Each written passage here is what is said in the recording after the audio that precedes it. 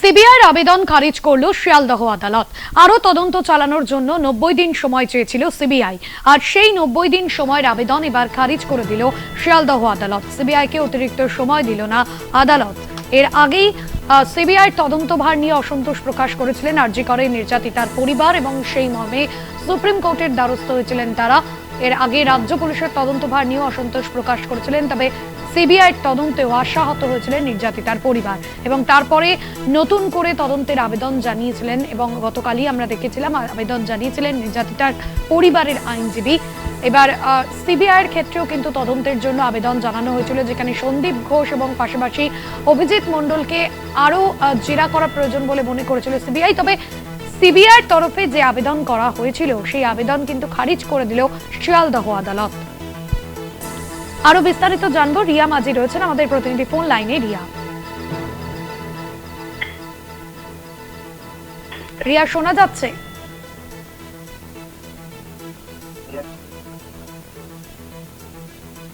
রিয়া শোনা যাচ্ছে? সম্ভবত যোগাযোগ বিচ্ছিন্ন হয়েছে। সিবিআইয়ের আবেদন খারিজ করে দিল শিয়ালদহ আদালত। সিবিআইকে অতিরিক্ত সময় দিল না আদালত। তদন্ত চালানোর জন্য 90 দিন সময় চেয়েছিল সিবিআই, সেই 90 দিন সময়ের আবেদন খারিজ করে দিল সিবিআই আবেদন খারিজ করে দিল শিয়ালদহ আদালত।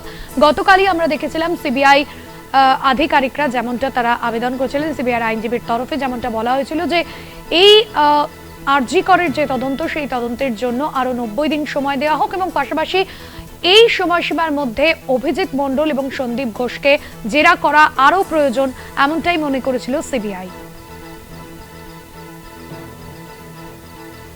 নির্যাতিতার বাবা ও মা কি জানিয়েছেন শোনাব। আদালত সব শুনলেন, শুনে বললেন ঠিক আছে দেখবেন। মানে আজকে আর্গুমেন্ট শেষ হলো না কেন? মানে আরো সময় লাগবে? ওরা এখনো সময় দেয়নি, ওরা সময় চাইছিল। 5টা বেজে গেছে, এমনিতেই 5টার পরেও তো শুনলেন জজ, ওই জন্যই বন্ধ আজকে। আবার আমাদের অনেক কিছু মানে মনে হয়েছে যে ওই দিকগুলো এখনো কোনো ইনভেস্টিগেটই হয়নি, সেই কোশ্চেনগুলো আমরা রেখেছি জজের কাছে।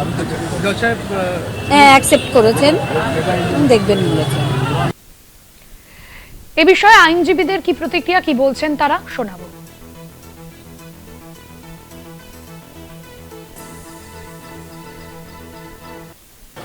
এই মুহূর্তে ওনাদের বাড়ির লোকের যেটা আবেদন, এবং তার সঙ্গে আমরাও একমত যে এই ঘটনার সঙ্গে প্রত্যক্ষ এবং পরোক্ষভাবে আরও অনেকে জড়িত আছেন। অনেকে এই তথ্য প্রমাণ লোপাটের অভিযোগ অনেকের বিরুদ্ধে আছে।